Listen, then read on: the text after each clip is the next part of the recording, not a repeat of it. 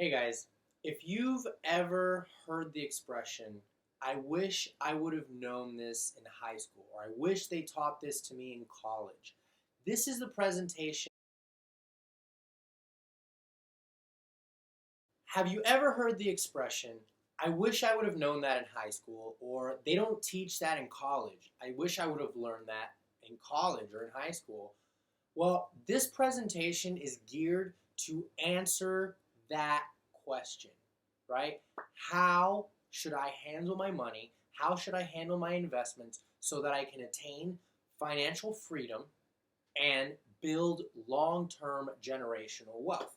And every high schooler should watch this video, and everyone in college, even if you're getting ready to start your career, this video will take years of training and knowledge and experience and condense it into a very short presentation so that you can understand what you need to do to organize your finances and build wealth. And honestly, this could probably be a special class or course in college that they don't offer. So trust me, you're going to probably leave this presentation with a lot of questions. And that's awesome because I want you to understand that in order to grow as a person, in order to develop your money in a way that you can win at money, that you don't have to live paycheck to paycheck, you don't have to struggle to figure out how can you afford to buy a house, how can you afford to live, how can you afford to pay off student loans or go to college. Those type of questions overwhelm people, and a lot of times they decide I'm not gonna look into this problem. I'm just gonna do what I have to do, and at the end of it, I'll figure out how to clean up the mess. And I promise you, those are the people that are always saying, I wish I would have known this in college. I wish I would have known this before. So at the end of this presentation, you're going to sit there and say, I'm so glad I watched this presentation. I'm so glad I got this information now because this is the plan. This is the key. This is what I was looking for on how to approach my finances in a way that I will be able to set myself up to not only just win in life, but to excel in life, to change my social economic class. You know, if you want to be upper middle class or you want to be considered a wealthy, this is a plan that can help you achieve that. If you're comfortable just being middle class, but you just don't want to have debt and you just want to be able to enjoy your life and get a house and a boat, maybe have your nice cars and your children go to good schools. I mean, this is perfect because here in the United States of America, if you earn at least $60,000, you can achieve financial freedom. Now, that's the average income in America, and a lot of people, even if you make a little bit less, can still apply these fundamentals and you can achieve financial freedom. It may just take you a little bit longer, but a lot of times successful professionals end up earning more than that. And depending on what you decide you want to do with your life, depending where you sit as far as your income, or if you get married, your joint income could be greater than that. All anything above that amount really puts you in a powerful position for you to determine how you would like to live your life and the type of lifestyle that you would like to live. So we're going to dive right in to discuss the ultimate wealth building plan that I would follow if I had to start over as a high school graduate. All right? So, the first area we have to discuss is the mindset of the wealthy, right? How do wealthy people think and how do they approach their money and their finances? And this is an area that most people struggle with because they've never encountered this type of material. They've never had certain questions asked of them, or they've never actually run the numbers in a way to sort of grasp the concepts. All right, so success in general, success cannot be given to someone. You cannot give someone success. They have to earn success. You cannot become a gold medal Olympian because you were just given the medal. You can't become a successful entrepreneur unless you go out and put the work in and succeed. I mean, you've all heard the stories of successful companies that get passed on to the children, and the children don't really care about the company, never learned the business, and what happens? The business fails. You cannot give someone success. They can only themselves earn success. And that is a beautiful thing that as far as within the United States that we have, that you can create your own success. They're in a way where if you can find a way to provide value to people, right? In a way that people would be willing to pay for the value that you are adding, you could become a very wealthy person in America. And that conceptually, just that as the mindset, should open up your mind to the fact that it is possible. It is possible for someone of poverty to come out of poverty and to change their family tree, their family legacy, right? A lot of times what is missing are the key steps to doing that, the actual recipe to doing that. But I think we can agree that if you already have the mindset that I cannot do that, that is not something that's possible for me, then it doesn't matter if you are given the recipe, you are still going to, it doesn't matter if you're given the recipe because you are still not going to be able to put into practice the ingredients of the recipe that it takes to create success, right? To create success with money especially. So what is money? How does one view money as a wealthy person? Well, simply put, money is an idea. That's right. Money is an idea that we as humans made to exemplify value. So back in the day, before money was around, you would have a barter system, right? Where something that you could produce or a service that you could do could be traded for another good or service. So if you're a farmer, you could trade your crops for fish in the fish market, and the fisherman can go out and fish and trade fish for crops.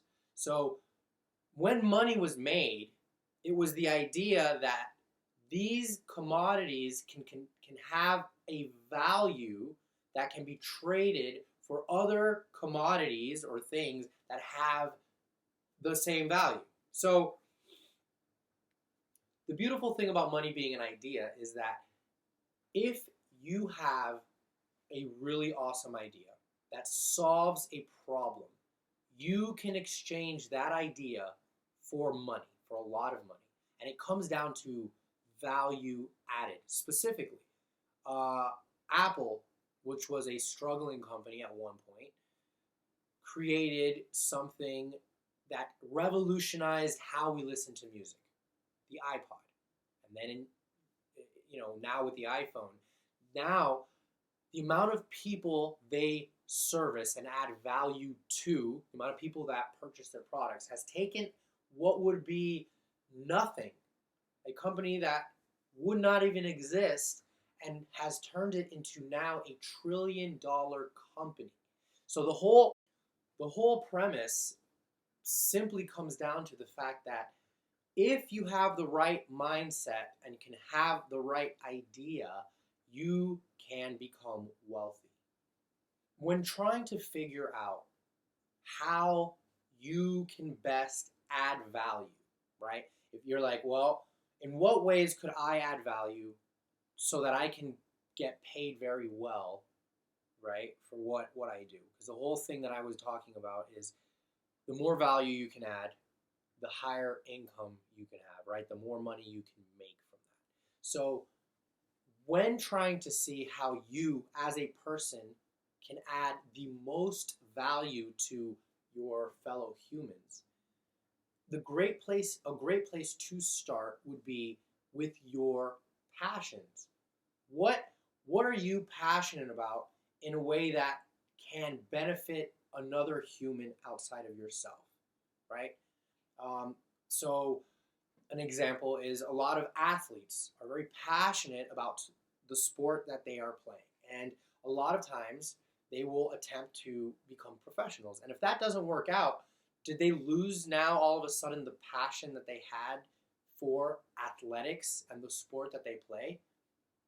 Chances are they didn't. But does that mean that that's the only way that they can live their life? In Is that the only way they can live their life by doing their passion is by playing professionally? Not really. There's a lot of things that you could do if you're, for example, you were a soccer player, right? If you played up to what you could play, you played in college, and then after that you didn't make it professional, but you decide, you know what, I love soccer so much that I learn the business of soccer. I become a soccer coach. I work with college athletes, training them for competition, and then you have a side business where you help children learn the fundamentals of soccer.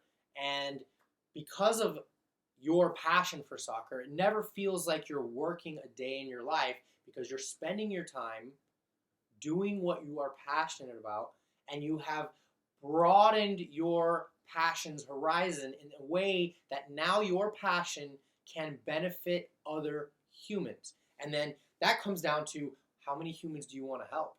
Do you want to have a local soccer clinic that you run only in the summers, generates you a little extra income, but you get the chance to enjoy children? Or do you want to open a national soccer chain that is an after-school care program that people who are interested in soccer and playing soccer and their children playing soccer become a part of? And it becomes a known brand that if you want your kids to excel in soccer, you put them in this camp, right?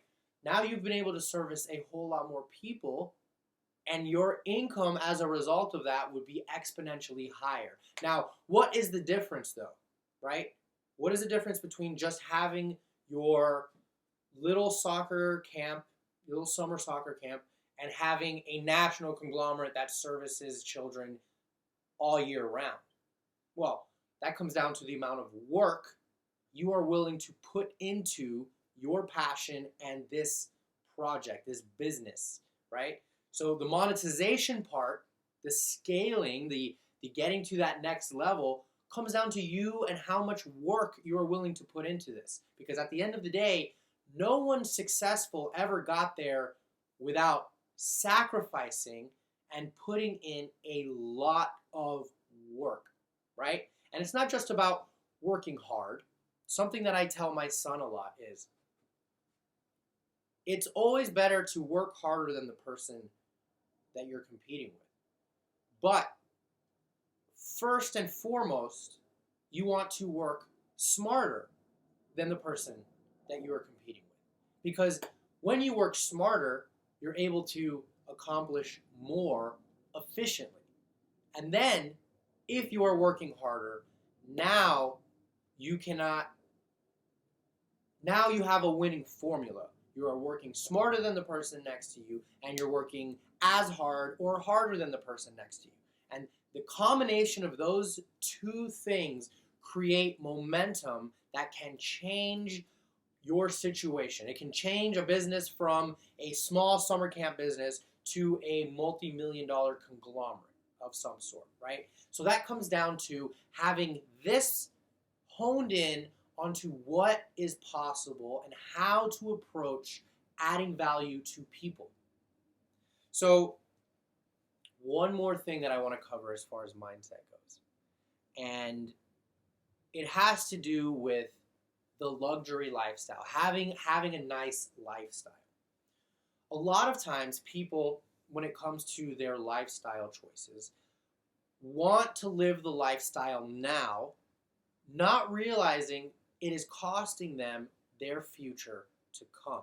So I want the lifestyle now, but I'm not willing to put the right amount of work in to create the real future that I want. Now, let's say you want a luxury car, right? Would it not make more sense, instead of just going to purchase the luxury car, to go out and purchase a productive asset that produces an income, right? Let's use a rental property as an example. I purchase a rental property that produces a rental income. Run the numbers out. It'll take me 10 years to pay it off. But when the property's paid off, I can now use the rental income to pay for the luxury car. It can pay for the payment and the insurance and the gas, and I have a little bit of money extra every month for whatever I want. So instead of just purchasing the luxury items straight up, I purchase something that will produce an income for me that then later, after some of that sacrifice, I am able to purchase not only the car of my dreams, but multiple cars of my dreams, because that one set of income can pay for the payments of both. Or you can just outright purchase it. So this is part of the mindset that comes into play, right? Some of these things that I said, maybe it intimidates you. It sounds a little far-fetched, but let me ask you this. If you were given a box, now in this box, if you put inside of it $100,000, it would automatically double to $200,000. Would you be able to come up with $100,000? Right? This is a big mindset question when it comes to, is your mindset right when it comes to finances and money and investing? Because if you had an investment where you can 100% guarantee double your money, you should be able to figure out how to get the money no matter what. No matter what. Because at the end of the day, that's a 100% proven investment. If you can't figure out how to get the money for an investment that has a 100% chance of doubling, how are you going to figure out how to get the money for any other type of investment? And that's here. That's where your mindset is your limiting belief, because that number can change. Maybe it could be 50,000. Maybe it's 100,000. Maybe you need $1 million to get into that box. Whatever that number is, that is your mental cap. That is it. That is it.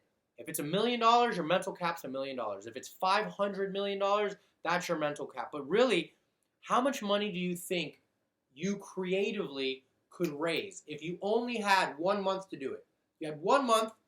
If you can come up with 100 grand, at the end of it, you'll have $200,000. Now, if you think outside of the box, chances are not all of the growth will be yours. You may have to share some of that growth to get some of that money. But isn't that still better? You're starting with nothing. You raise $100,000, boom, that doubles to $200,000, and then you use some of the gains to pay people who lent you money, or to pay back investors who also invested with you, or however you structured your agreement, right? But at the end of the day, you still netted an income at that point, right? So really, that's the kind of the mindset shift that needs to happen here for you first, is understanding there's a lot that you don't know, but if you can have an open mind as we continue this presentation, I promise a lot of things will become clear to you. The mindset part is something we have to go over, is a little more abstract. I'm going to cover specific action steps that you can take to actually start making this a reality. Some of the abstract concepts I talk about, financial freedom and building wealth and retirement, all of these things, I'm going to show you exactly how to approach them moving forward. So let's just make sure, okay, we got the mindset thing. We're covering a little bit about the way that your thought processes can affect the information as it's coming into you. So now, hopefully with a little bit clearer mindset, as we move forward through this, you'll begin to start piecing together these hidden gems of information that other people who have already lived life and are looking back, these are the gems that those people say, man, I wish I would have known that back then. All right? So, most wealth is lost in the way people manage their money. It comes down to money management and cash flow management. That's where most of the wealth is lost. I would say, if I asked you, there are 3 major categories that your money should go into. What are those 3 major categories in your opinion?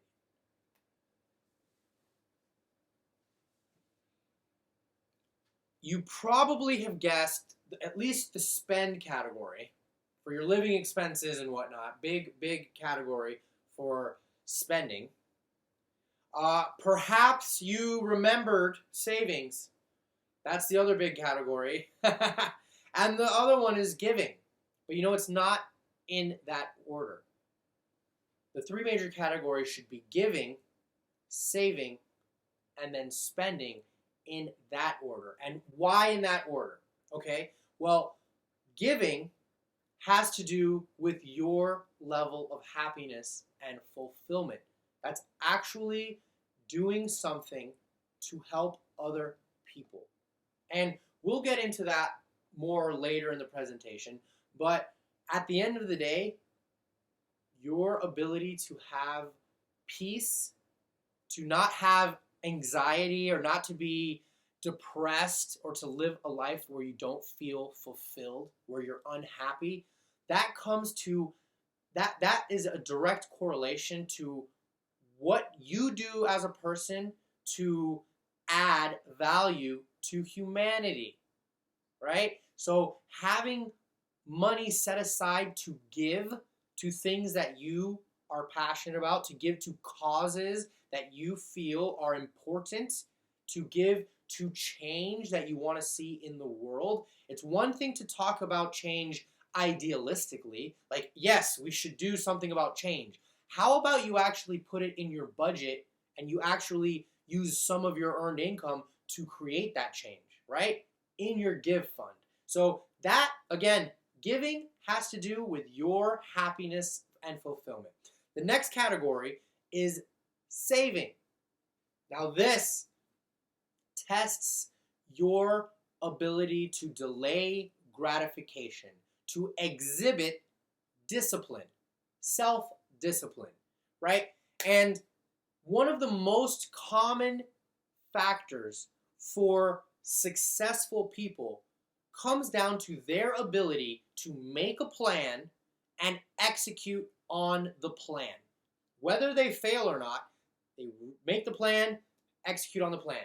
Make the plan, execute on the plan. And if they need to make adjustments on the way, they do. But at the end of the day, your savings goal, your savings category, which includes investing and all that, we're talking big picture. Your savings determines your level of discipline and your level of commitment to your goals, right? So even if you have a small savings goal of $10 a month, and that's all you can put away, that's a level of discipline that you are starting to develop when it comes to... So have you ever heard of people who have won the lottery and then they're broke within a very short period of time? That comes down to the money management portion, right? Because they have the money to be wealthy forever, right? In theory. But because they don't have the right mindset about how money works, and because they don't understand the 3 categories of how their money should be allocated, they typically fail to either give and to save. They do those two, they don't even do those two at all, and they just sit on the spending category, which the spending category is necessary as well because that is part of your life enjoyment and meeting your needs, right? You want to have your needs met, your basic stuff, but making money is not all just about getting your needs met. It's also about adding value to your own life so that you add enjoyment to your own existence, whether it be that you are into boating or into skydiving or biking or sports, if you're into fishing, I mean, golfing, name the hobbies you're into. Like that is also part of where your money should go to, things that bring enjoyment to your life. But now notice that I said enjoyment and not happiness. Remember, happiness, fulfillment, that is accomplished when you give money away, right? An open hand, hands that are open that give money away freely. Now you have opened yourself to receive money again. And this comes down to the whole like mindset of money thing, right? If you have clenched fist like this and you are holding on to your money and not willing to support humanity and to give to others and to show how you contribute to your community, you're not going to have the same reciprocity to you. Now, that's not what the point of that is. Remember, the point of it is for your own happiness and fulfillment. So, give, save, and spend. These are the three major categories, and now as we continue on, we will break them down a little bit better to show you exactly how you can allocate funds to build wealth and reach that whole financial freedom point. Now we're going to go into understanding the game. You earn an income, you purchase productive assets, which are assets that earn you an income. Those assets that earn you an income increase your income, which means you can invest more. And at some point, you get to a point where you are now financially free. The income that you're generating from your productive assets can now pay for your lifestyle. And then you get to a point where you decide how much wealth do you want to build? What kind of a legacy do you want to leave for your family? Or what sort of ways would you like to spend your time in a more leisure setting and also in the sense of giving back to others, into community? Now you have the ability to serve and volunteer because all of your expenses, all your living expenses, all of that is already covered and paid for by your productive assets. So let's talk about assets for a second, right? You've heard me say it a couple times. There are three types of assets you need to be aware of. Productive assets, what I was just talking about. That is something that you purchase that has a value. That value can go up over time, and it also produces you an income. Now, two major examples of that are stock market investments. So if you purchase certain types of funds that pay dividends, right? The stock values can increase over time, and you can also earn an income based on the dividend payments from those funds. Another example would be real estate. The principal asset being a home can go up in value over time, but you can also generate an income through rent. You can generate rental income as you get tenants and you rent out the property. So again, two things are happening. It's increasing in value and it's generating you an income that you can return back into investing or use it however, depending on what point you are in your life. Another type of asset is a limited asset. Now, a limited asset is something that does increase in value over time, but it doesn't produce you any income. So although it's good to have limited assets in your portfolio, it's a lot better to focus on productive assets that produce you income. So what are some examples of limited assets? Well, a limited asset could be like a piece of art that goes up in value over time that you could sell, maybe a piece of land that you're holding on to. There's no use for it, but over time it will go up in value. And your primary residence. Ding, ding, ding. Your primary residence is a limited asset because although it can go up in value over time, your primary residence typically takes money out of your investments and puts it into your lifestyle fund, right? If you have a mortgage payment, that doesn't go into the investment category, that goes into your lifestyle category. So understanding the difference between productive assets and limited assets also helps frame your mind when approaching where you should put more of your money into. You should put more money into your real estate investments than your primary residence, for example, right? Because it'll be harder to build wealth long term with that particular asset allocation. So now for the third type of asset is a non-productive asset. A non-productive asset neither produces an income for you nor does it increase in value. So an example of that would be your car or your boat.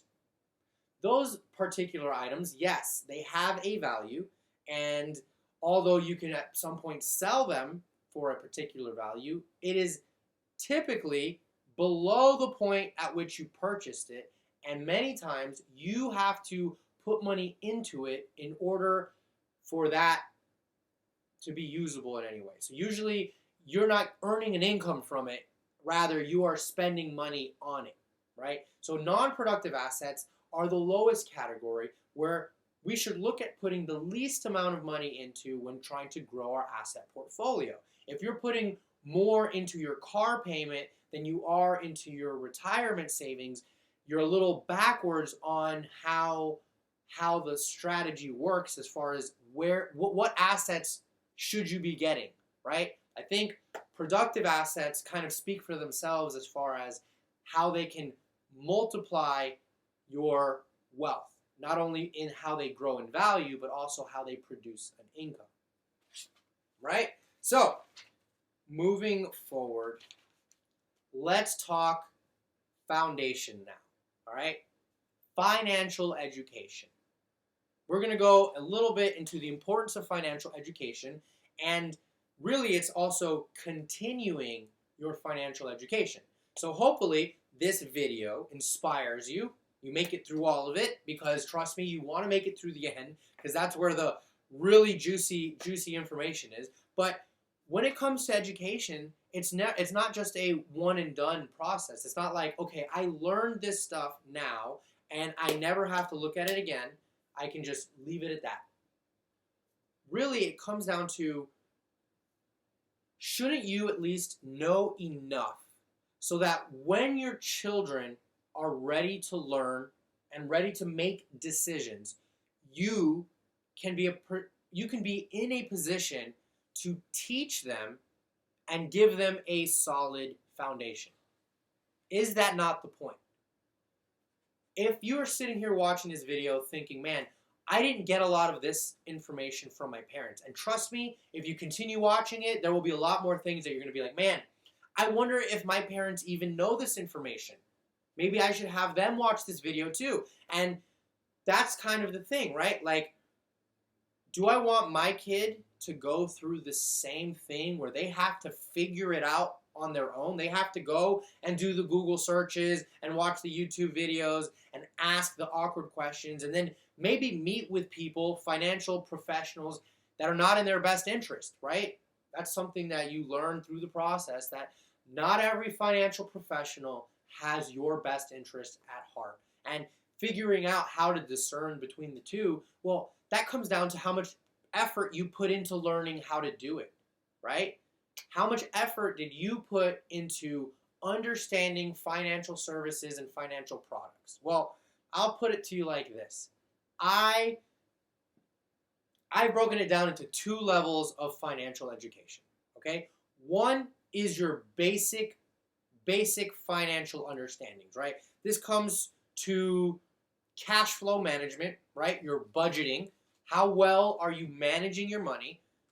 Your emergency funds, having an emergency fund and having the right amount of money in your emergency fund. And then the basic difference between debt and savings. What is the ratio that you have between debt and savings and how you approach that? I would say that those areas are your basic financial practices, basic financial education that you need. That's kind of where most of you guys are when you are in high school and college. You're kind of in this area, getting ready for the next step. And the next level of financial education comes to your investing and wealth building. Now, this area is where most people have the biggest fear about getting into. This is where a lot of people, they don't understand how it works, but they're so confused and they're so intimidated by the information that they shut their brain off and they're done. They're not going to listen to anything else when it comes to this topic because it's just too confusing for them. This seems like too high risk for their money, and it's just, right? So I would say let's focus on the basics first. Once you have the basics down and you can understand sort of how managing your money and the mindset of money kind of plays a role in how you can set up your financial strategy for your long-term wealth building. Now it's like, okay, we set up the strategy, what next? All right? So how do you set up your money to maximize your growth potential? How do you save money on taxes every year and on fees every year? Advisory fees, especially for people that you are looking to invest your money with. And types of investment accounts, right? This is where it goes to productive assets versus limited assets and how to structure your investment portfolio. Okay? So we're going to go into that a little bit later, but there's some other stuff that we're going to cover up to that. I just want you guys to keep watching, okay? We're going to cover where you should put your money. I'm going to give you a step-by-step plan. I'm going to give you the exact strategy to follow that you can start implementing now at high school, or now in college, and then as you get your first job, as you start getting into the marketplace and start making good money, as you get your first apartment that you're renting, and as you start saving up for your first house, all these milestones, right? This foundation, you can follow this template and it will help you to accomplish all of those goals at the appropriate time for you. And you won't go wrong following this strategy. I'm just going to say that. And it's a pretty bold claim, but if you meet with a financial professional after going through this strategy, they will be very impressed by you because you will have taken the time to learn all the stuff that everybody wishes they would have known. How many financial advisors do you think meet with people who do not have any plan in place at all? And then when they talk to them about the stuff I'm about to share with you, those light bulb moments happen. Oh my God, I wish we would have known this before. And the financial advisor is used to hearing that. They're used to hearing that comment come from people. So when you, as a young 20-something-year-old, walk into their office and they ask you questions and you whip out this plan that we're about to cover, they are going to be extremely impressed and they're going to have that like, wow, this person didn't have the same aha moment that most of my clients are used to having. And it's thankful to you that you actually sat through this whole presentation and got the information. All right? So let's keep going through this. All right? Trust me, this is going to be worth it. All right.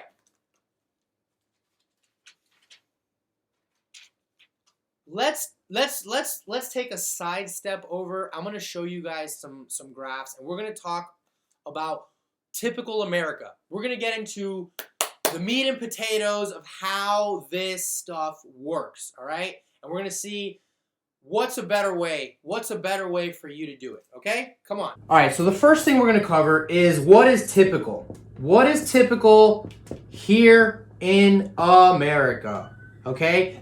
Now, this is the most likely and quite unfortunate reality that many of your peers will be facing in their after college years. And this is what typically happens, okay? So let's say this piece of pie represents your income, okay? So 25% of this pie about will be taxes, right? Between income taxes, between your sales tax, between property tax, all that, boom, 25%. Now, you have another like 10% that will go to insurance. And then this is the rest of this is what is very different depending on your personal budget, right? You have about 40% going to living expenses.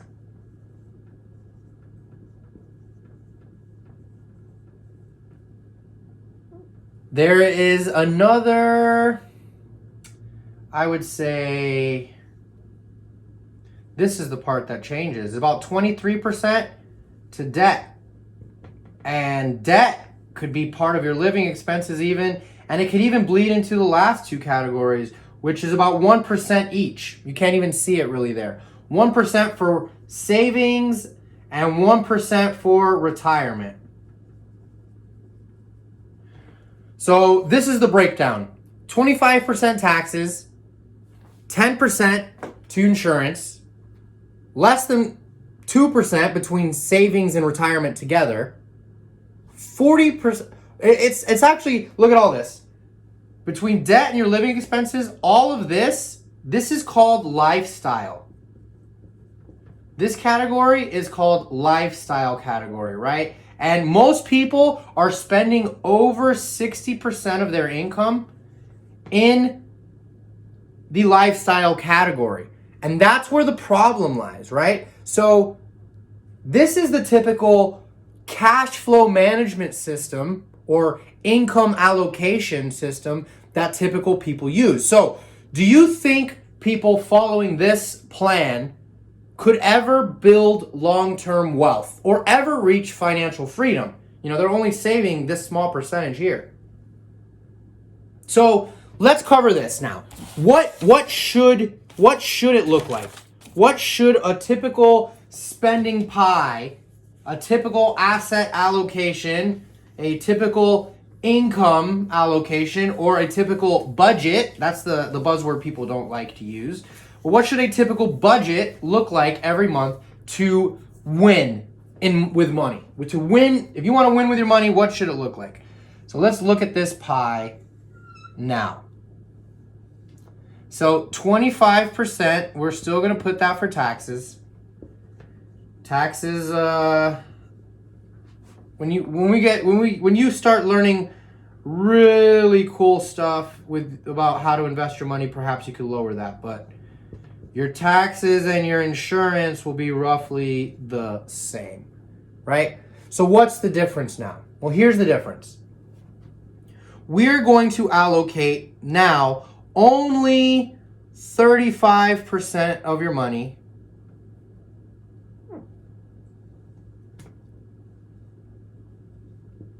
to your living expenses.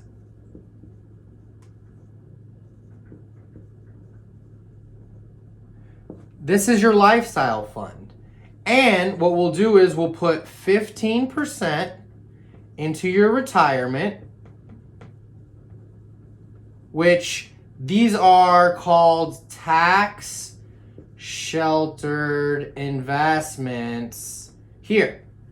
The other 15% goes to your financial freedom fund. These are funds that have tax shelters, but not necessarily, these are funds that have tax advantages, but not necessarily tax shelters. Like using this fund to buy a piece of real estate property could produce tax-free income, versus over here, there are creative ways to reduce your taxes, but it doesn't produce tax-free income. So with this model, right, this financial freedom, this 15% pie here, if you are investing this in productive assets, like we discussed, this will actually increase your total income every month, every year, right? Your productive assets here will increase here, and at some point will become self-sustaining, where the money being produced from your financial freedom fund can help increase your lifestyle here. It just takes a little bit of time. So let's discuss that. Let's discuss investing. What by putting here about 30% of your money into investing, what can that mean for you over time?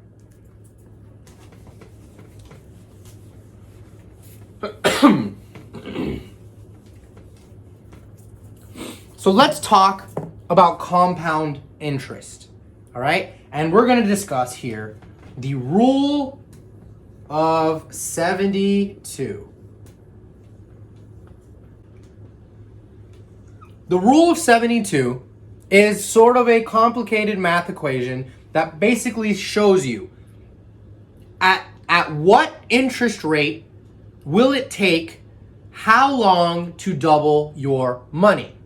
For example, if you put money into a savings account, Bank of America or Chase or money market type accounts, let's say you earn 3% interest.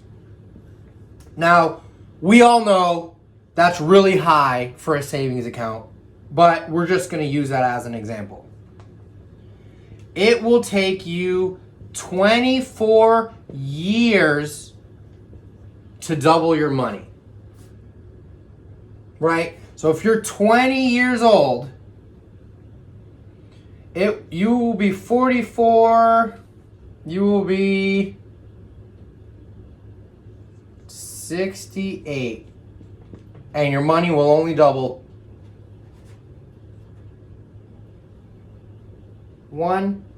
2 times. So basically, you're going to be broke forever if that's the only way in which you're investing your money. So let's look at compounding, right? Investments in the stock market, for example, will produce a lot better returns than your savings account. So, following the rule of 72, we'll do an example of 6% interest, right? So let's say you can earn 6% on your money, right? Let's say you're 20 years old, and let's say you start with $5,000. So your money doubles every 12 years. You can just Google it if you want to see how the math is worked out. Just trust me on it. But every 12 years. So when will the money double again? So you have, it doubles at 32, it doubles at 44, it doubles at 56, and it doubles at 68. Right? So let's do this out. 10, 20, 40, and then 80. You all see that? So I'm just going to rewrite this. At 68, you can have $80,000 by starting with $5,000. Okay? So what happens if I make that 12%? What happens if I double the amount of money that I earn? What happens to this, right? At 68, you're expected to have $80,000. And that's at 6%. So at 68, at 12%, how much money would you expect to have? We'll take your best guess, I guess. Let me know in the comments. But let's work it. Let's run the numbers. Let's run the numbers and see what that looks like. Okay? So at 12%, you're going to be doubling every 6 years. So let's say you start at 20, right? 26, 32, 38, 44, 50, 56, 62, and then 68. All right, so you start the same thing, $5,000. All right, 10, 20, 40, 80, 160,000, 320,000, 640,000, and $1,280,000. Wow. If you can't see the math, don't worry. I'm gonna show you right here. 6% versus 12%. At 68 years old, starting with $5,000, you will have $80,000 at 6% versus $1.28 million at 12%. So I hope what this does is just sort of show you the power of compounding interest. It is not a linear growth, but it's exponential, because even though you doubled the interest rate, think about how much bigger this number is. Like if you doubled it, if you thought 160,000, right? You're looking at it linear. If you picked a larger number, perhaps you understood slightly the power of compound interest, but could you have determined that it would have been this much exponentially greater? It is $1,200,000 more. See this 80,000, here, $1,200,000 more by getting a better interest rate. So let's talk a little bit more about this, right? Because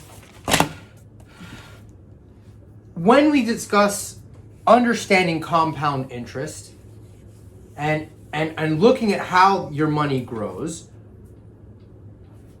what would you say if I could show you where you could get 19 to 30% interest? Huh? What would you say to that? Well, here's the thing. You find that interest rate on your credit cards, on your charge cards, on your store cards, right? All that consumer debt. So think about this. Remember when we looked at the spending category and there was a big section called debt?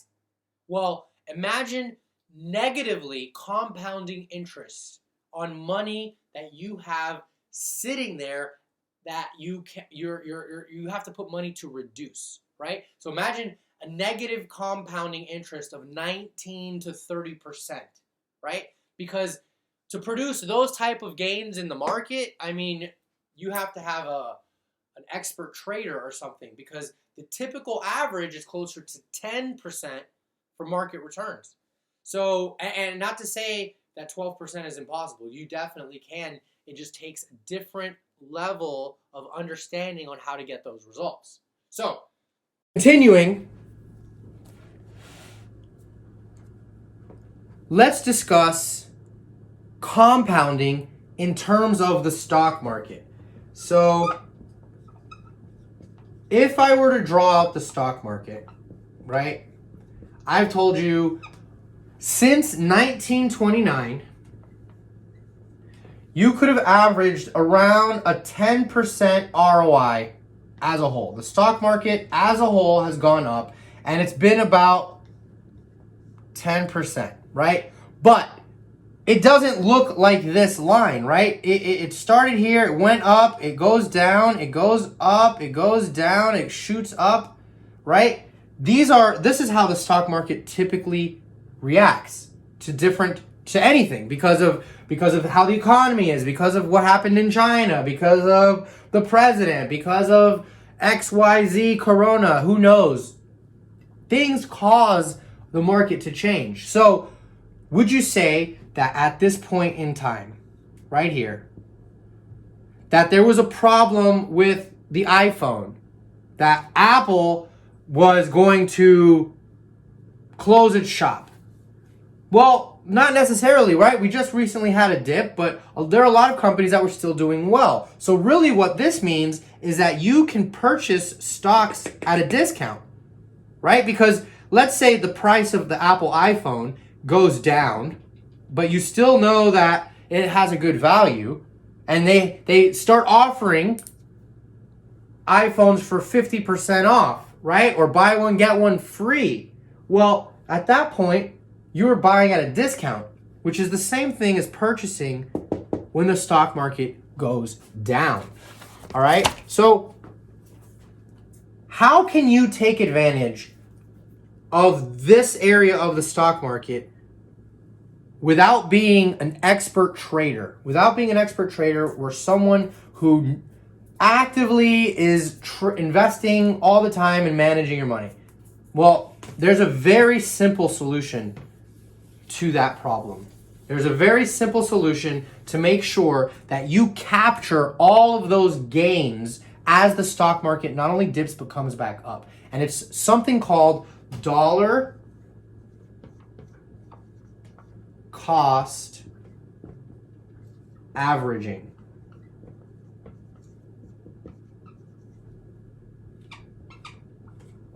Now, this means that you basically set aside a percentage of your income that you invest every month, right? We showed the pie of where your money goes. You're going to invest that same amount of money every month into your portfolios, okay? So the first thing we'll do is our monthly investment.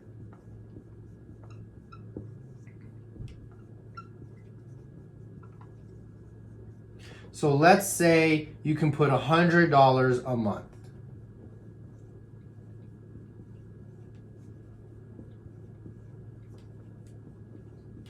Right? And then here, we'll put the cost of your stock and the number of shares. Right? So let's say you first start off investing and the cost of the stock is $5. So you're able to get 20 shares of stock, right? And then life is good, stock price goes up, boom. You can only get 10 shares, but you know what happens here? Your portfolio goes up. You're making money here. That's like, wow, my portfolio is doing super well. Boom. Goes back to $5 a share, you buy 20 more shares, and then all of a sudden, boom, it drops to $2 a share. So now you're actually able to buy 50 shares of stock. But do you know what's going on right now in this part of your life cycle? Your portfolio is probably the lowest that it has been.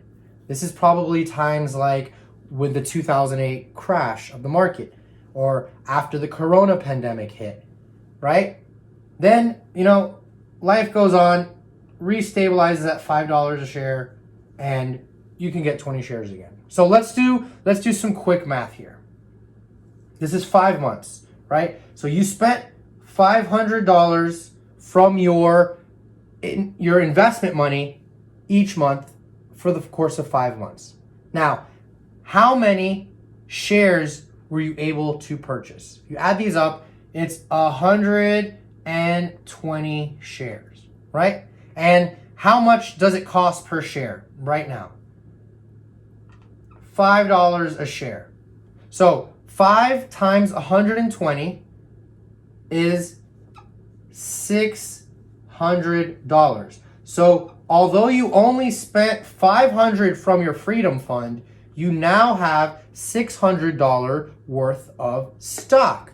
And as you continue to invest over time, you can continue to capture these market lows that can increase your rate of return through your investing life. All right? So let's continue on, because this is what's going to start opening your eyes to the game, to the actual game of building wealth, right? So once you understand that particular piece, which is very important, the more money you can put into accounts that have compounding interest, the quicker you can build that account up, and the quicker you can reach your financial freedom goal, right? Once you have that financial freedom goal, that benchmark, now you can start allocating most of those funds towards either wealth building, if you would like to get into really growing your money to change your family tree and build a legacy, or if you get to the point where you decide, I just would like to pursue my passions and give back through charity or nonprofit. So this is the last piece of the puzzle, and it comes down to let's look at your money plan in the perspective of building a house. Okay, so as you build a house, the first and foremost thing that you need is a solid foundation, right? A very solid foundation would be your insurance, right? Life insurance for when you have a family that relies on your income, and health insurance, auto insurance, insurance which is it covers you and protects you in case of an accident or emergency outside of your control. It limits your risk. It hedges your risk in a way. Like if you have a brand new car and then you crash your car, your insurance can replace the car at a lower cost than it would have been if you had to replace the entire car yourself, right? So having insurance as the foundation is key. It's paramount, because without that, the entire house will crumble if a bad situation happens, which again, life happens. Unexpected things happen. If this pandemic doesn't teach you anything, it should at least teach you that a lot of stuff can happen that seems impossible and could put you in a really bad situation due to poor planning. So the next level for your house, as far as the structure goes, is your emergency fund, right? After your foundation, you have an emergency fund, which is a buffer, so that if something happens, you can continue your wealth building journey. You can continue maintaining your lifestyle, but you don't have to incur debt, which we talked about how debt negatively affects you, right? Your roof, the roof over your house is your legal situation, right? You have the foundation, your insurance. You have the next level of your emergency fund, and then the roof, which protects all the components inside the house, is your legal system. How do you have your will, your power of attorney set up? Do you have legal structures for your business, for your real estate, things like that? Then above your emergency fund, you go into your retirement savings, and then your financial freedom plan. And then a chimney on the roof of the house burns off bad debt, and then reinvest that money into those two plans. And then those things can work together to help you achieve your goals of financial freedom. So now we've covered a lot as far as the details go. All of that was really a framework for here. A framework to understanding the design of a financial plan, why a financial plan is put in place the way that it is. And having the understanding of why is very powerful so that you can make sure that you have the right product for you. You have the right investment tools for you to meet your long-term savings goals. Okay? So here's the plan in a step-by-step.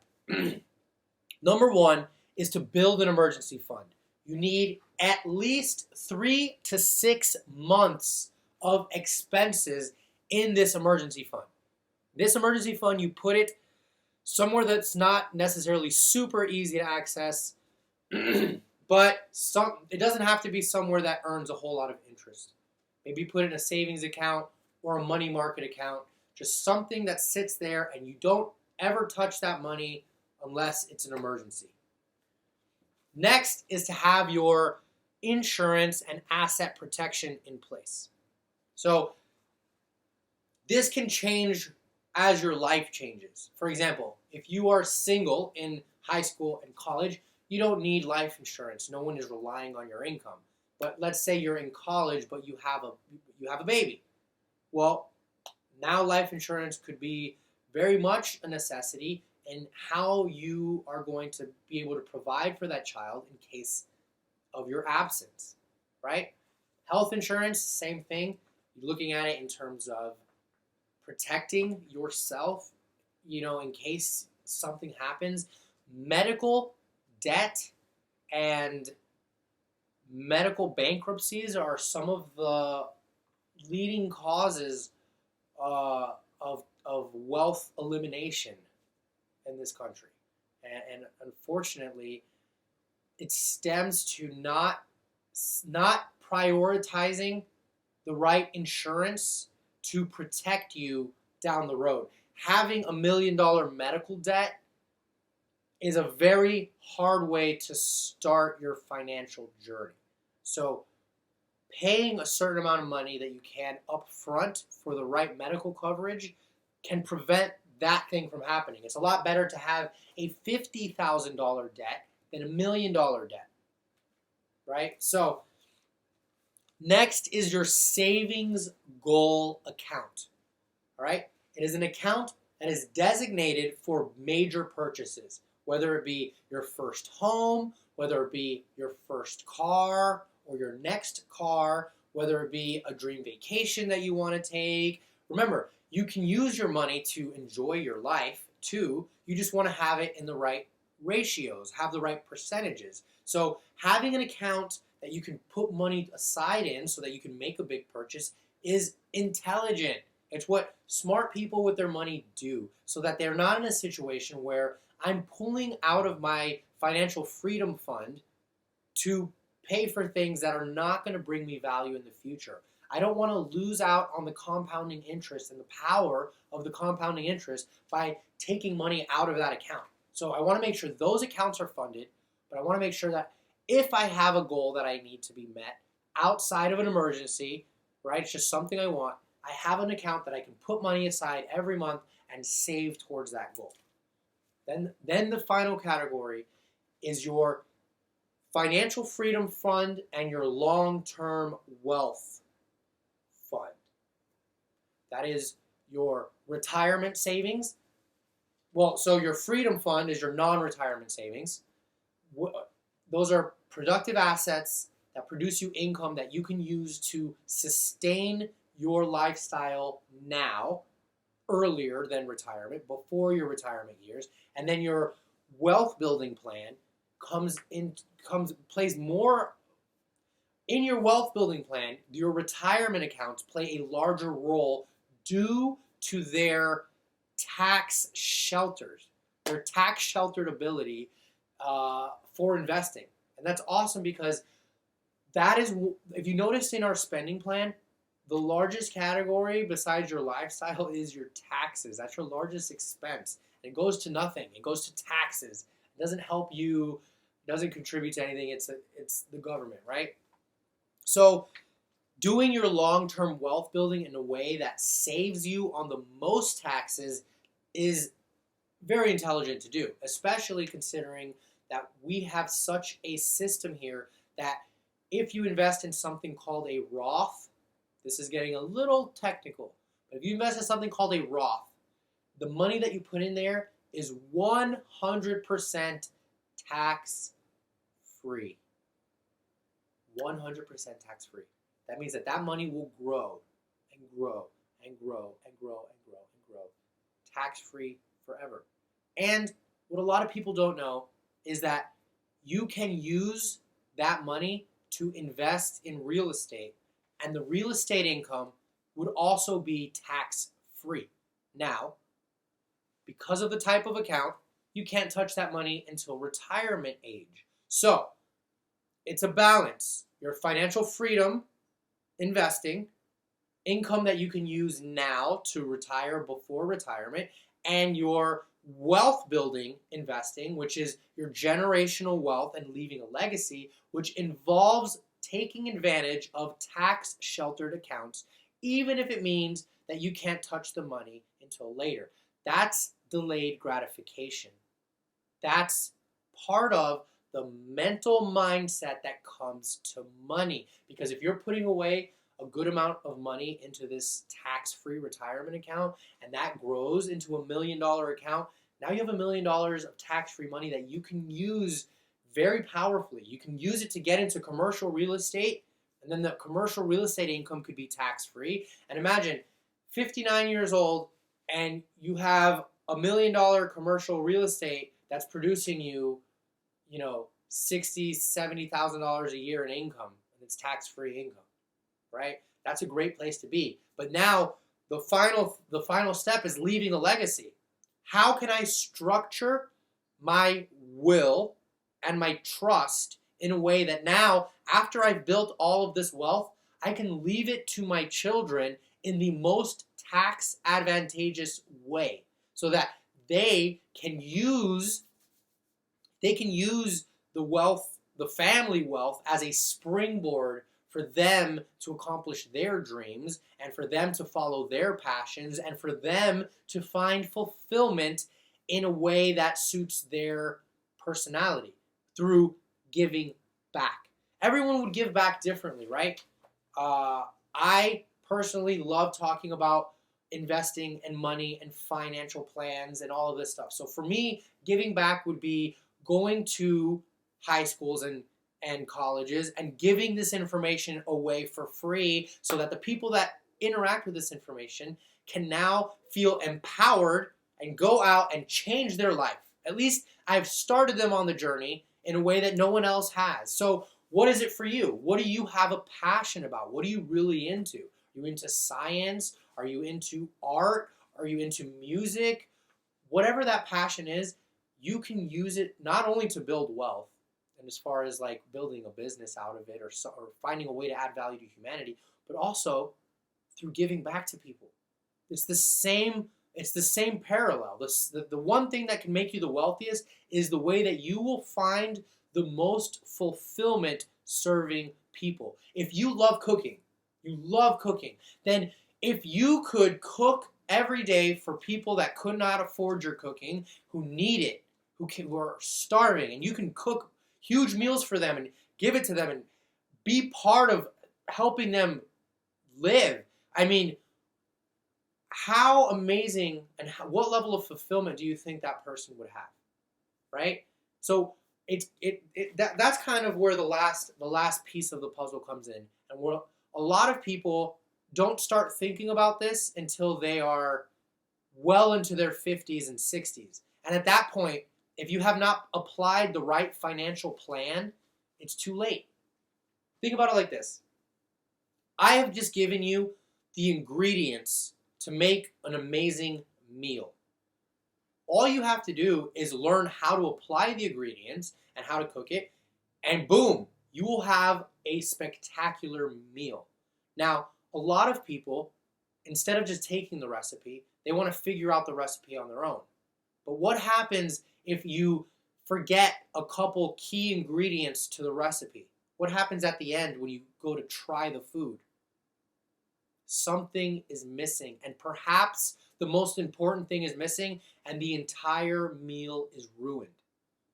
But when you're just baking a cake or when you're just making a meal, it's not a big deal.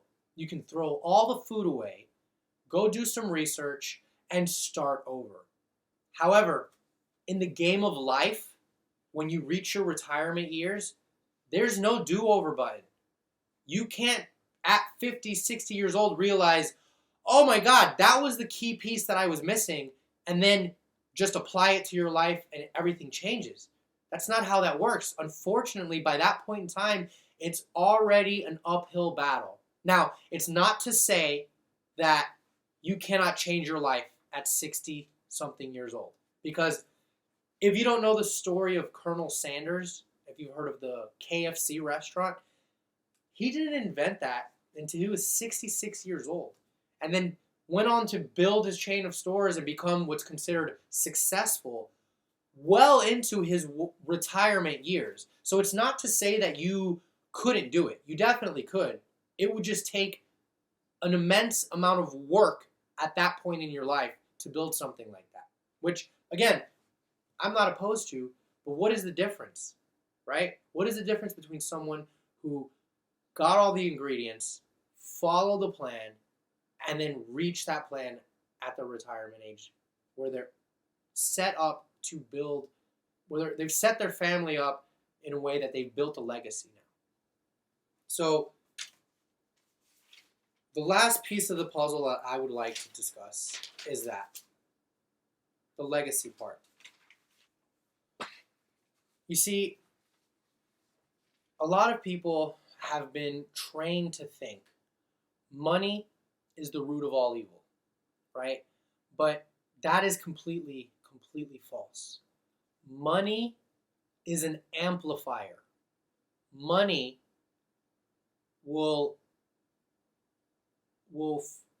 money is like X-ray vision even.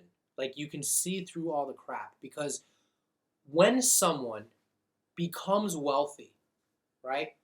If they are a bad person, it will be exponentially more obvious. Now, if a good person becomes wealthy, it will also be exponentially more obvious because how they treat people, how they handle their money, right? People that give, right? That's where you get to decide what you believe about money. What will money amplify about you? And this is where the focus needs to change. What kind of person do you want to grow up to be?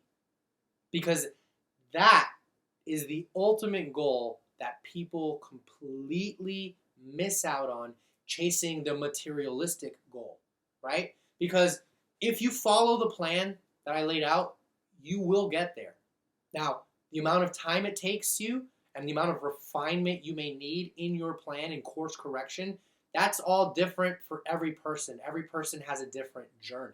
But you know what? You can definitely get there and you can definitely put yourself in a position to be very, very comfortable at retirement, right? So when you get there, because this plan will get you there, what kind of person are you? How would people describe you to other people? Are you a generous person? Are you someone who thinks of others first? Are you kind? Are you someone that people can relate to and want to be around? Do you add value to the people around you? When people meet you, are they inspired by you to be better and do better themselves? How do you want your true legacy to be left behind? Because one thing is to have a financial legacy, but that doesn't mean anything if you don't have the right personal legacy attached to it.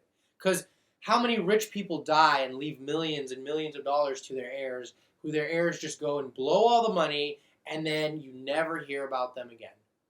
Versus the family that took their time to build a legacy from each individual person, where they took the time to raise their children to be good people, to not only manage the money well so that they can be wealthy themselves and enjoy the comforts of life, but also so that they can give to others and help humanity become better. Actually elicit the change that you would like to see in the world. Because again, it's one thing to be idealistic and say, we should change this. It's another thing to have money set aside so that when you say, I want to change this, you can actually do something about it. You can actually make a change, or at least more so than someone who doesn't have those resources, right? Now you can change the common denominator in the sense of you can change the fact that resources are not going to be what's limiting you from doing something. At that point, it'd probably be your mindset. So this is an awesome quote by Jim Carrey that I feel applies to this situation very directly. And he says the comment to prove the point. Money cannot buy happiness or fulfillment. You are not going to find your happiness in your success. You're not going to find your happiness in your money. You're not going to find your happiness in your stuff, right?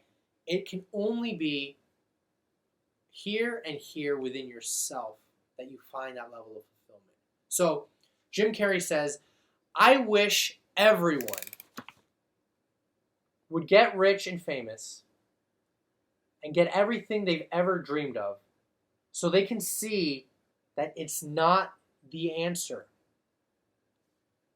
Getting all of that is not the answer to happiness. It is not going to bring you fulfillment. And there's tons and tons of examples of people who have it all, who supposedly should be the happiest people in the world, who commit suicide, who feel completely isolated and alone, who go through trauma and have to really come to a place of realization that none of those things would ever bring them happiness. That the level of happiness and fulfillment that you experience comes from service. It comes from helping your fellow man, from adding value to humanity outside of yourself.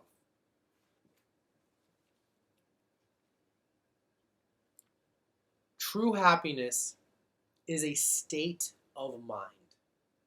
Now, how can you help others when you yourself are struggling? You have the tools to succeed. Use them to create the life of your dreams, but don't forget to use those tools to better serve humanity in the process. I've just given you the foundation. There's a lot left when it comes to what you should know. This presentation gives you the baseline to get you started. Now, if you're interested in learning more with me specifically, I have a free strategy group where I go into a lot more details about the specifics. What's a Roth IRA? What's a mutual fund? What's an index fund? How's the best way to choose an advisor? What other people should you have on your wealth building team? How do I reduce my tax liability? All of those questions I have specific trainings on because they can get a lot of detail. They can go really into the details of each of those topics. So, if this has inspired you to learn more and you enjoy the vibe that you had with me and you like this way that I present the information, I have a lot more free information for you that can help you as you continue your journey. And I encourage you to not stop your journey. If anything, let this be step one of your journey. But as you move forward now, refine it. Refine your strategy. Refine your financial plan. And keep growing and learning when it comes to your money. You work so hard for your money. Let your money work hard for you too. And set yourself up in a way that, hey, I know where my money goes so that I don't ever have that feeling of I make all this money and I have nothing to show for it. Having this strategic outline will make sure that that is never a part of your reality as you work so hard over years and years and years and years of your life, right? You don't want to be at the end of your life looking back saying, where did it all go? Where did I spend all my money that I don't have anything to show for it? So if you're interested, I made the group. Go to maximizeyourwealthgroup.com. It's a Facebook group. It's a free Facebook strategy group. You can go there or subscribe to this YouTube channel because I'll be posting tons of more educational videos to this YouTube channel. Let your friends know. Tag your friends. Send this to your friends. Tell them, yes, it's a little bit long of a presentation, but what's the effort difference between sitting through this presentation once and getting the full strategy versus spending years and years and years and years trying to figure out how to make it work, how to figure out what your asset allocation should even look like, or figure out what it means as far as compounding interest goes. I mean, I have tons of videos that can break down compounding interest in a way that can blow your mind. If you started investing $100 a month, $100 a month now, you can retire very well. $1 million in your retirement account. So maximizeyourwealthgroup.com and subscribe to this YouTube channel. And I promise you guys will be head and shoulders above the rest and will, just by listening to this video, have a greater understanding of long-term investing and financial plans. All right? So thank you for spending this time with me. I hope you've been inspired. I hope you continue learning more. I hope we can connect in the future. And really just I hope you do awesome. Change your family legacy. Hey guys, I hope you really enjoyed that presentation, going through everything from A to Z as far as getting your finances in order, having the right mindset, and then how to actually build long-term wealth. So if you're sitting here wondering, okay, what are the next steps that I should be taking? Here are some things to consider. The first thing is that emergency fund. Get that emergency fund funded before you branch out into your investment world. That is a necessary part of building wealth. And if you can't understand that concept, then you're going to have a lot of problems moving forward. Because let's say you want to get a piece of real estate. That investment property needs its own emergency fund so that it can cover expenses, can deal with tenants, can deal with not having the unit occupied, vacancies, right? So all of these things have to be figured out and calculated into your numbers. So it's not just, I need enough money to close on a property. You need enough money to close on the property and then have an emergency buffer, right? So if you can't grasp that concept now early on, you're going to struggle throughout your investment career. So get the emergency in place first. The next thing I would do is to determine your goals as far as, are you looking to buy a house in the somewhat to near future, which could be anywhere from a 5 to 10 year goal? That is something that you should consider for non-retirement investing, right? The other part is part of the wealth building model that we reviewed in the previous section. When it comes to building wealth, the very first thing you can start doing is funding a Roth IRA, okay? Now, just to give you an understanding of what Roth is, Roth or traditional, okay? Those two words can be used to describe an IRA. An IRA is an individual retirement account. All right? Now, this retirement account can be traditional or it can be Roth. Roth is simply a tax designation for that account. Now, when something is Roth, it means that you put the money in after you've paid taxes on that income, and then from that point forward, it will grow 100% tax free. Now that is huge because one of the biggest expenses, if you remember from the income allocation, is taxes. That makes up one of the largest expenses of your lifetime. So putting money into a long-term wealth building account that has a tax shelter, right? Tax-free growth, that is setting yourself up for success long-term. Now, here's something that you need to understand. An IRA has a maximum contribution limit. That means that in a given year, as of 2020, for example, you can contribute only $6,000 per year. So getting funds in there early as possible, helps that account have the most potential for growth. The goal would eventually be to max out that Roth IRA, that full $6,000, and then we can discuss other ways of setting up your retirement and building wealth in that tax shelter, because there's several other accounts that you can use. Okay, so right now we have non-retirement investing, which could be saving up for a house or for an investment property.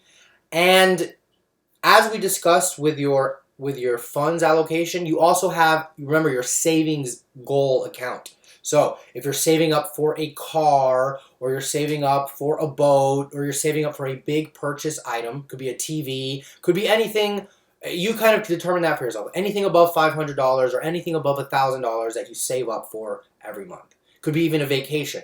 So that account is safe. It is federally insured, and that money doesn't have any risk. Now, the next, when we talk about investing, there are certain types of accounts that have lower risk, like a money market account.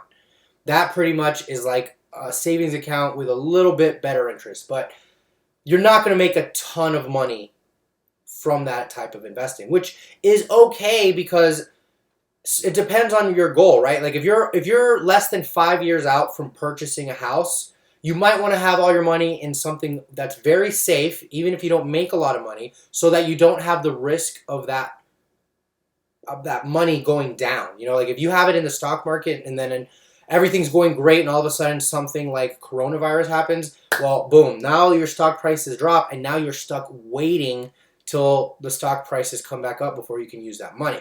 So you don't want to be in that situation when it comes to investing to make a purchase like a piece of real estate. So this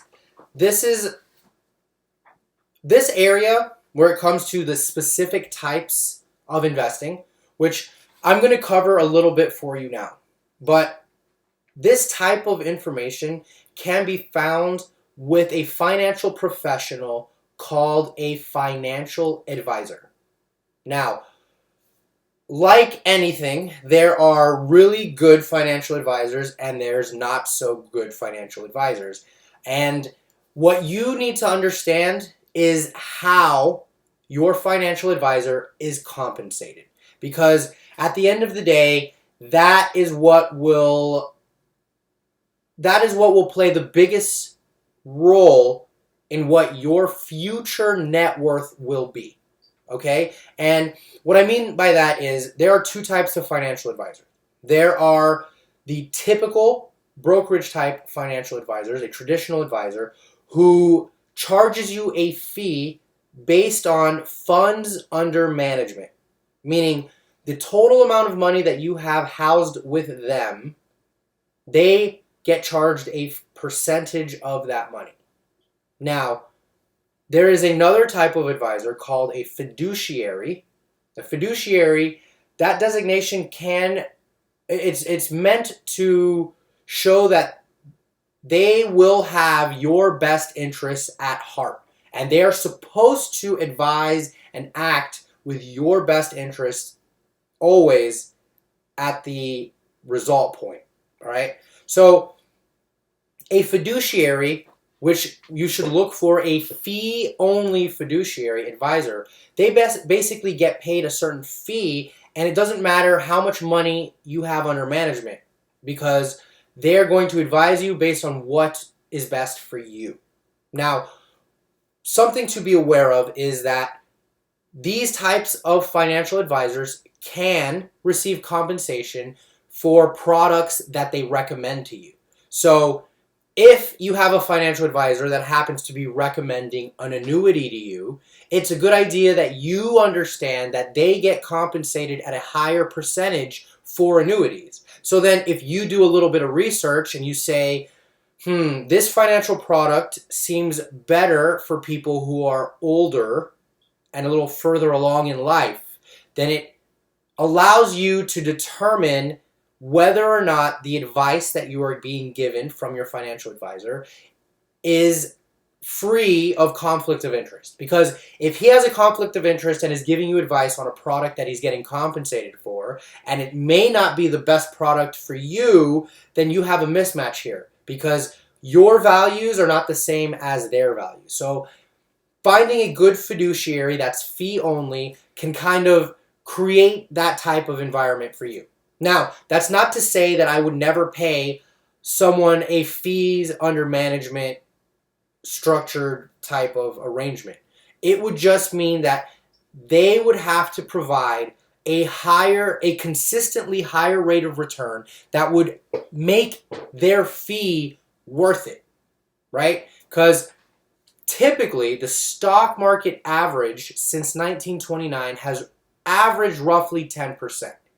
So if they are being able to not only prevent you from losing a lot of your hard-earned money, like if the stock market dips, but they're also able to get higher rates of return for you, then that's an advisor that I would want to have. That would be worth having that financial advisor because they're worth their money from that perspective, right? So I would say, okay, how about this?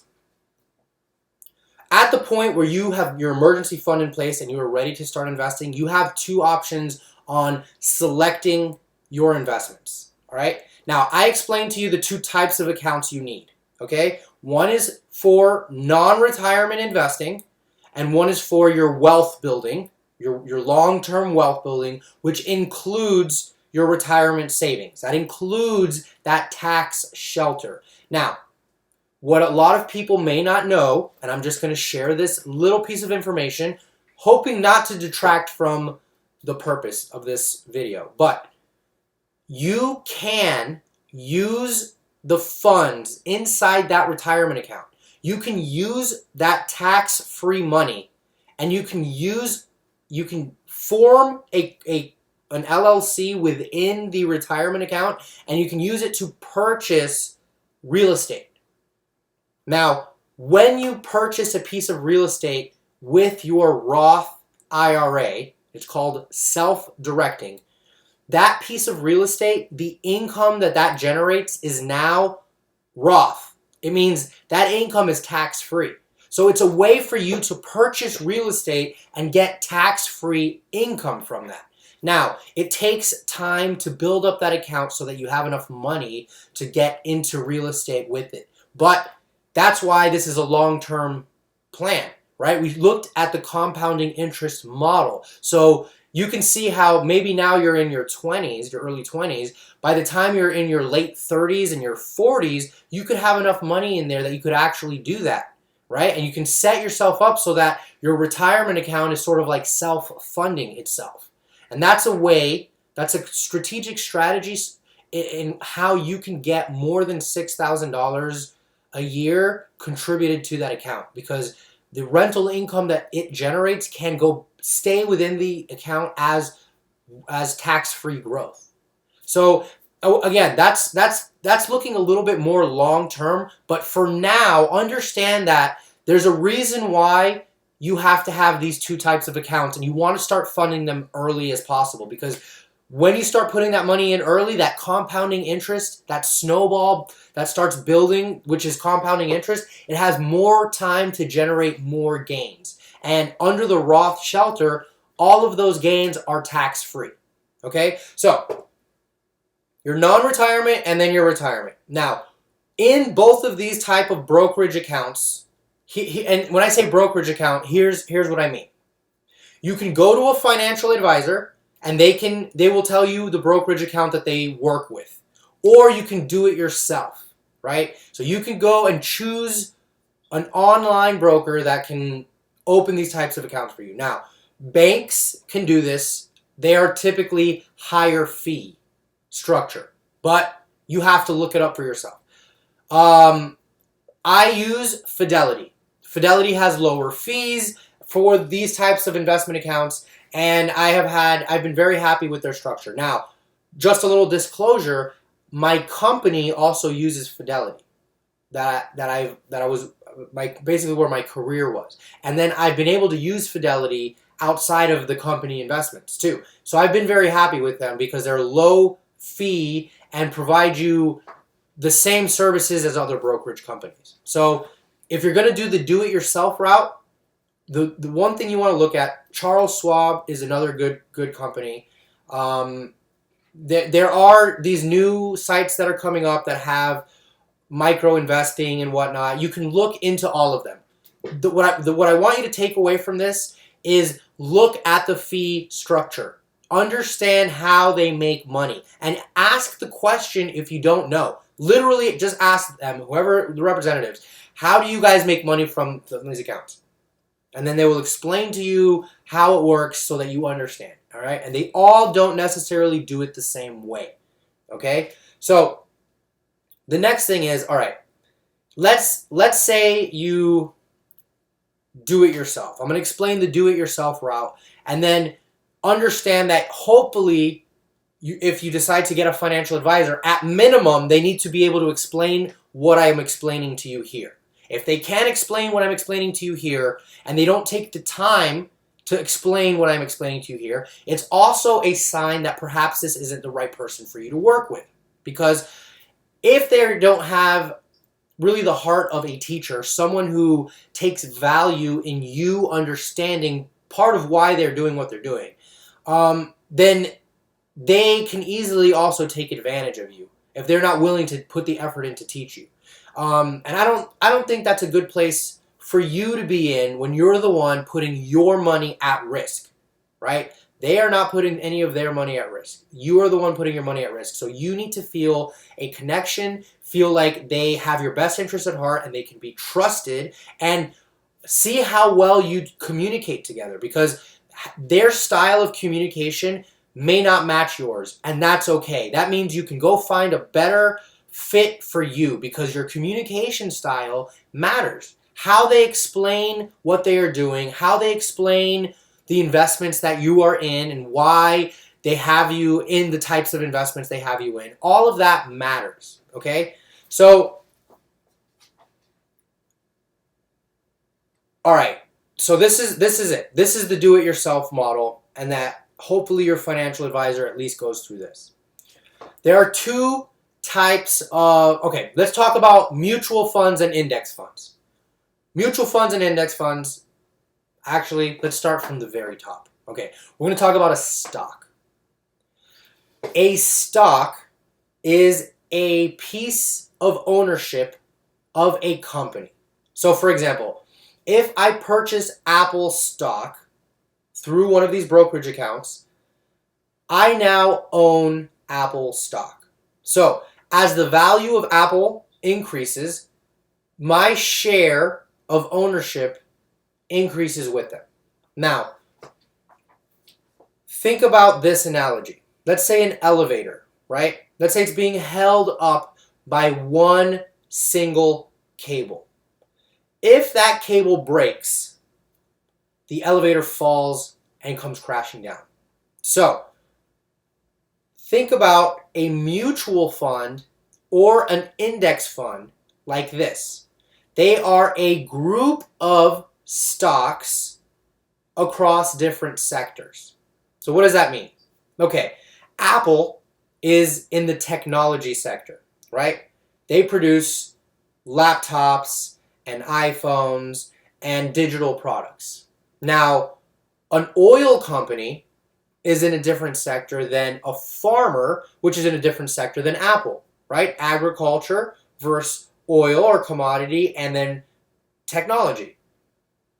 That is important because just because something happens in the technology sector that disrupts technology doesn't mean that the agricultural stock market, the agricultural funds will be affected the same way, which also means that oil may not be affected the same way.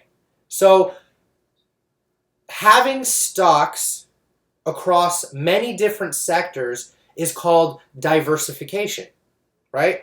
That is what hedges your losses. So back to the elevator analogy. Let's say your elevator, instead of having one cable, has hundreds of different cables holding it up. And now Apple goes out of business, boom, that one cable breaks. Your elevator is not going to come crashing down because now you have hundreds of other cables holding up the elevator car. Now, does it mean that that one cable could affect the car a little bit? Yeah. But overall, the people inside will be safe. And the same thing with an index fund or a mutual fund. They are groups of stocks, all right? So if single companies within the fund go out of business, you don't lose all of your investment, right? And that's important. So now we'll go into the difference between a mutual fund and an index fund.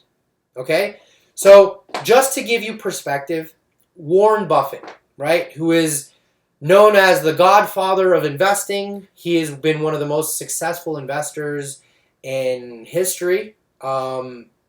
He is known for finding undervalued companies and being able to exponentially increase their value.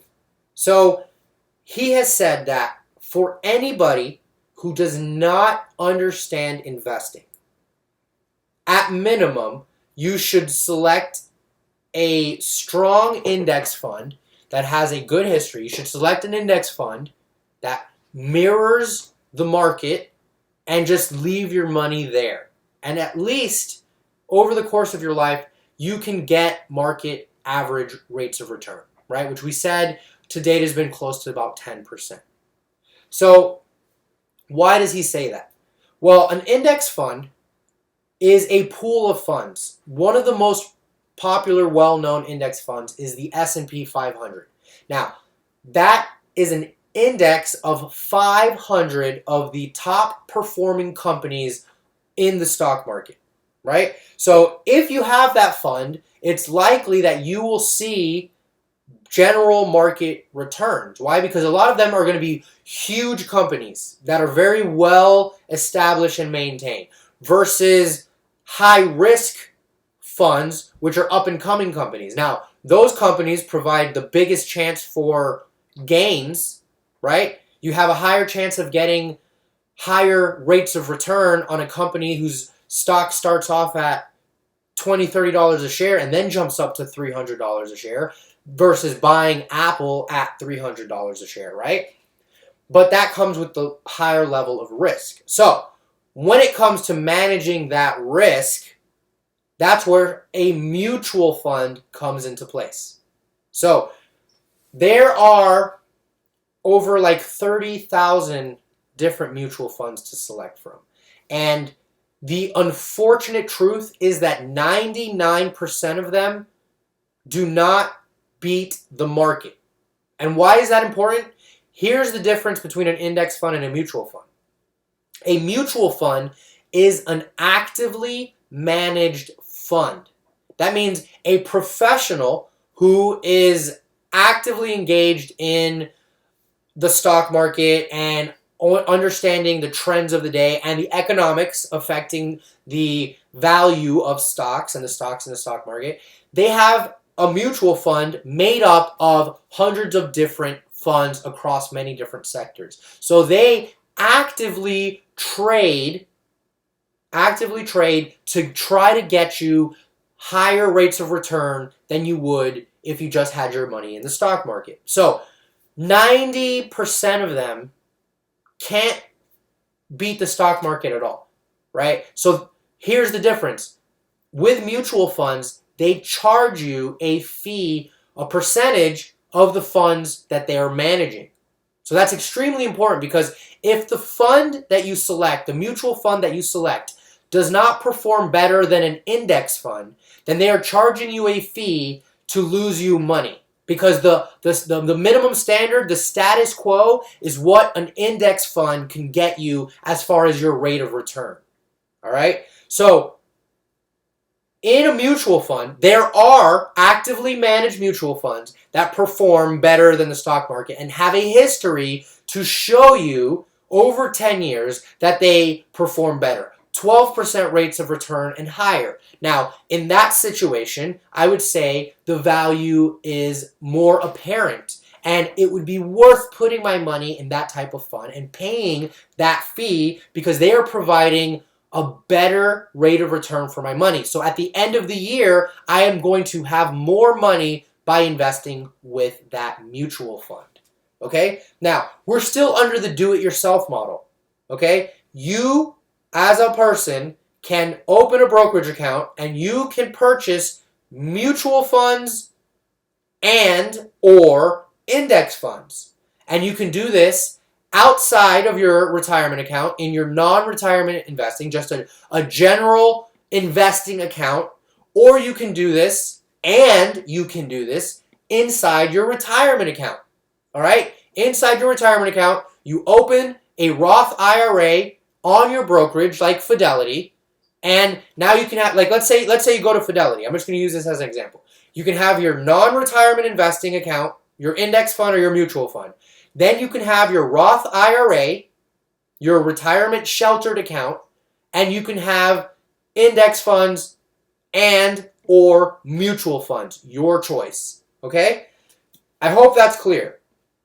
Now, if you have an advisor, a financial advisor, they can help you with the specific selection of those funds, the specific selection of an index fund, the specific selection of mutual funds, and provide you data that shows the market averages of rate of return and how the mutual funds have performed.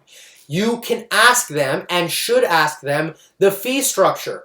What fees are associated with the mutual fund? How do you get compensated from that mutual fund? Do they pay you a fee of percent funds under management that they also get a fee off of? So for example, your financial advisor could get a 1% fee, and then the mutual fund manager can get a 1% fee or more. So that's already 2%, 3%. You got to know what those fees are because you have to make sure that your net at the end of the year, minus those fees, what you have at the end minus those fees has to be greater than if you just bought an index fund that nobody is managing at all and you just put your money in there.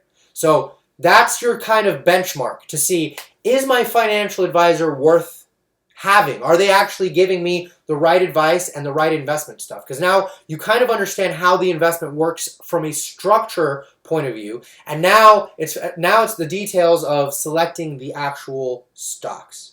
Okay, so just to give you this is, let me just say this is not investing advice. This is not legal advice. This is not tax advice. This is just education for you. Just general knowledge that you should take and now further expand your knowledge. Get more information about each of the things I'm talking about from a financial advisor, which if they're not telling you this stuff, you should question their intentions. You should question how well they really understand the financial services that they are supposed to provide to you. Okay? So okay. Looking and evaluating a mutual fund or an index fund. Now, from a basic education standpoint, when you purchase a mutual fund or an index fund or a piece of stock, right? You are purchasing a piece of the company. So it is in your best interest to kind of understand the company in general. So, for example, Apple. I know Apple makes an iPhone. I know that they have big launches every time the new iPhone comes out.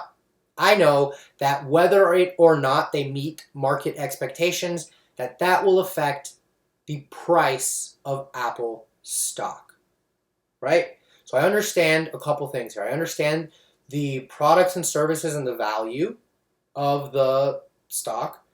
I understand what market conditions can affect the perceived value of the stock, right? Because it's not necessarily what the Apple iPhone is worth, it's what people are willing to pay for it, which predicts the value, right? So if people have confidence in Apple products and are willing to pay for it, the stock market price will indicate that. So for example, let's say Apple launches a new phone and all of a sudden the phones start blowing up. Left and right. They start blowing up. That's a big problem. That particular iPhone is going to get a recall, right? So that will affect the stock market price because now people will not have the same level of confidence in the product of the iPhone. And that will be translated into the value of the stock, the perceived value, right? So that's important to know because when you're buying a stock or a mutual fund or index fund, it's made up of companies.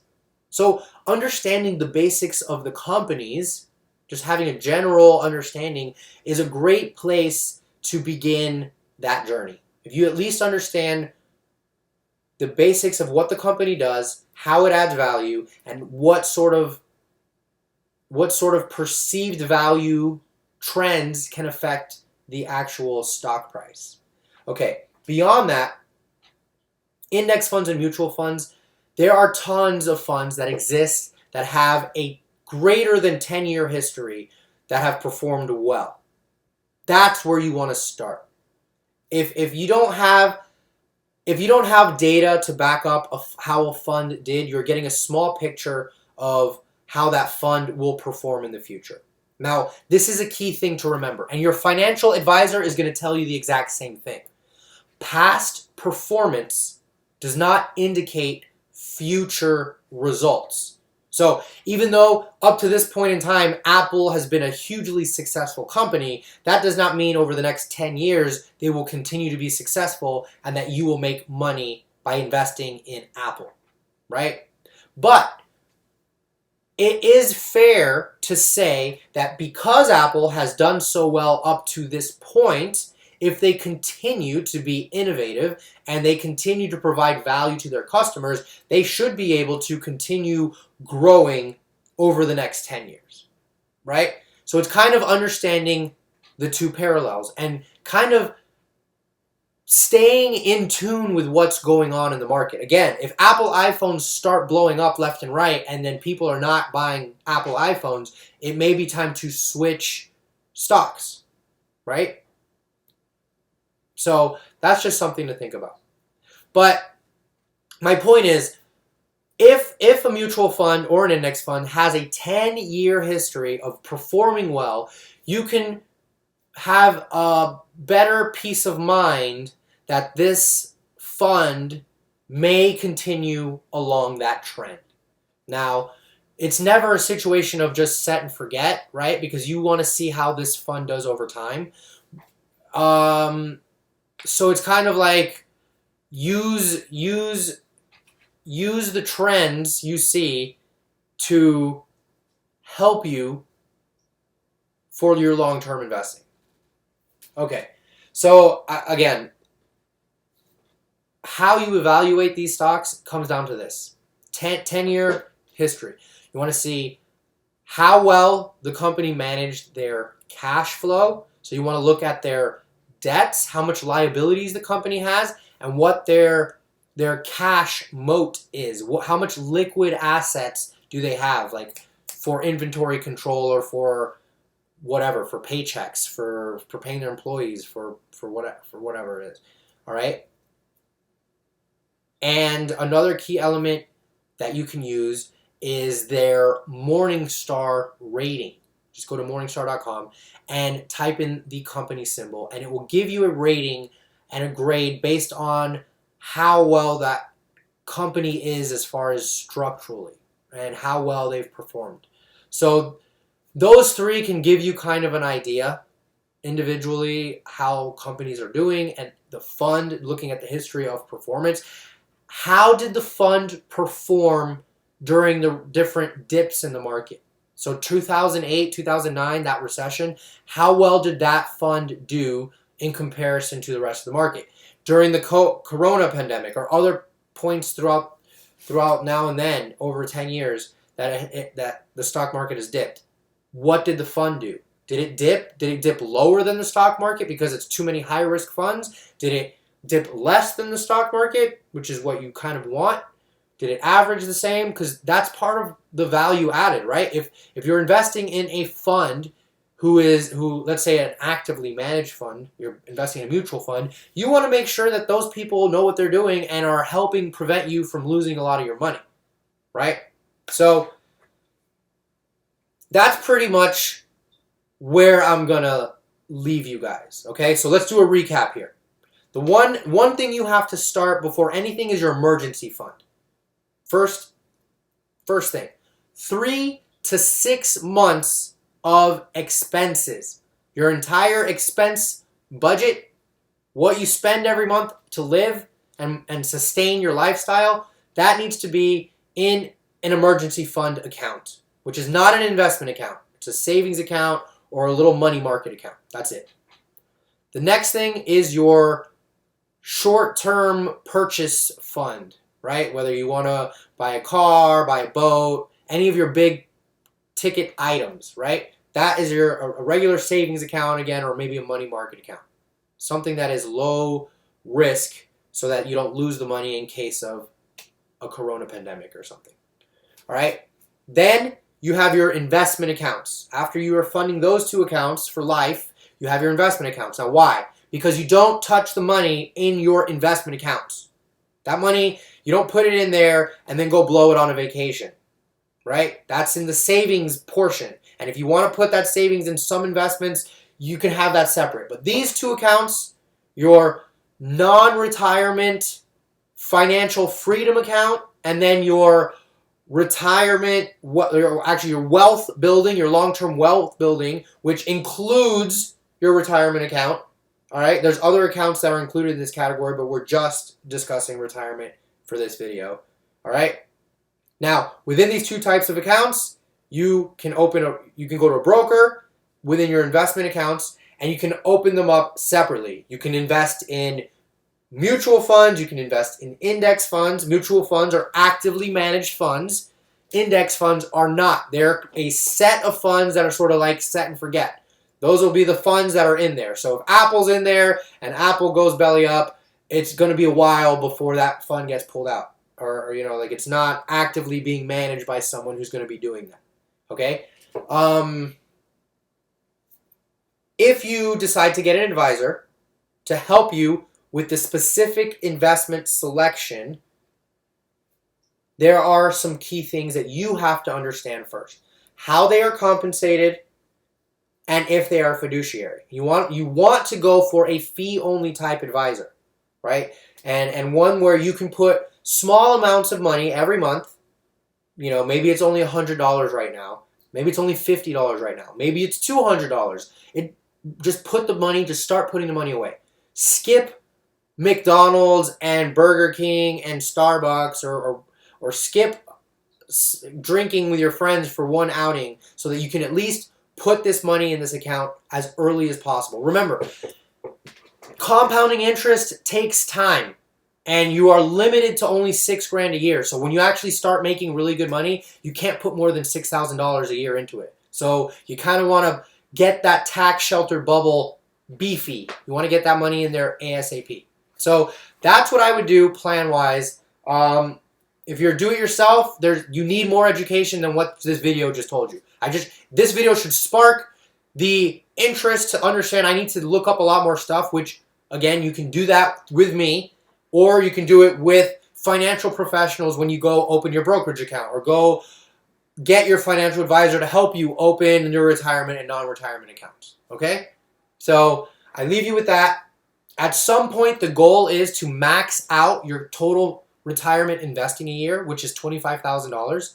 Get to a point where you make enough money that you max out your retirement contributions and you still have money to invest in your non-retirement financial freedom plan, which you want to at least be putting as much into that as you are into your wealth building plan, right? Because that is money that is passive income now versus money that will be passive income when you reach retirement age at 59. All right? I hope this video was extremely informative in getting you started on how to actually get the ball rolling. Okay? Glad you guys took the time to watch this. Share this video with your friends.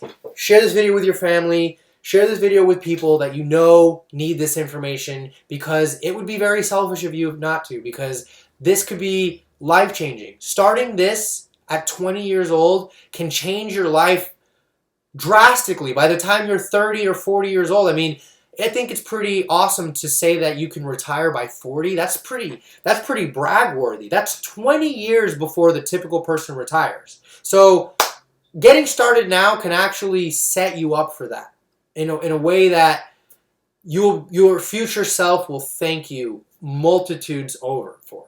All right?